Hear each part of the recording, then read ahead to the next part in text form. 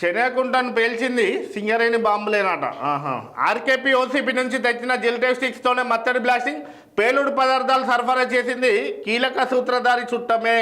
శనగకుంట మత్తడి పేలువడానికి ఉపయోగించిన జిల్లెటివ్ స్టిక్స్ పూర్తిగా కూడా సింగరేణి అని చెప్పి ఆర్కేపీ ఓసీ నుండే ఆ జిల్లెటివ్ స్టిక్స్ బయటకు వచ్చినాయి. మరి అంత భద్రత మధ్యలో ఉండేటువంటి ఆ జిల్లెటివ్ స్టిక్స్ అసలు బయటికి ఎట్లా వస్తాయి అనేది ఇప్పుడు అనుమానం వ్యక్తం చేస్తారు. ఈ నేరంలో ఉన్న కీలక నాయకుడి బంధువు ఒకైనా ఈ జిల్టెస్టిక్స్ బ్యారక్కి మేనేజర్గా ఉన్నాడని కూడా ఆరోపణలు వస్తున్నాయి.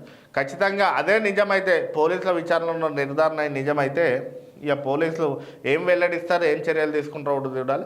సింగరేణి సొమ్ము బయటికి పోవడానికి సహకరించినటువంటి కార్మికుడిని ఒక పేలుడు పదార్థాన్ని బయటి వ్యక్తులకు అప్పగించినందుకు ఆయన మీద క్రిమినల్ కేసు పెట్టాలి.